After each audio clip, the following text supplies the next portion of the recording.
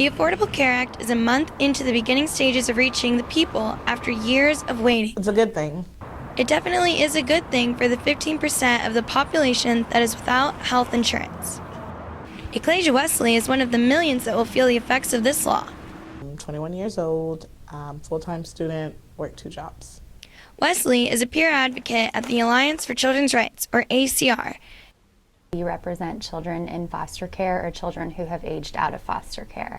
Many of the kids that we work for have very serious health conditions, particularly related to trauma and mental health, and oftentimes related to the abuse that they may have sustained. Lucky for Wesley, she has the Alliance to help her along the way to get insurance. They've actually told me to go to Healthy Way LA, where to enroll. They've hooked me up with the direct contact people so I can get it and not have to wait in line all day. Others are not as lucky, however. Clinics everywhere are trying to keep up with the rollout of the law. This line outside the LA Health and Human Services can only mean one thing: a diagnosis for confusion and disorder among healthcare seekers. Are you going to be able to get dental? Are you going to be able to, ride in the ER if that's what you need, and how much you're going to have to pay? I think there's a lot of unanswered questions and a lot of, a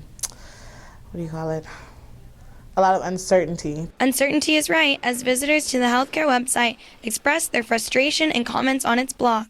While Americans still wait to find out whether or not they'll be insured by March 31st, the only thing rolling out faster than healthcare coverage at this point are apologies from the White House. The country needs a much better healthcare system. Every other developed country has a quite different system, and ours is clearly the worst. This may be a step in the right direction, but it's not a big step. So far, this step has been a disappointment even for those who supported it.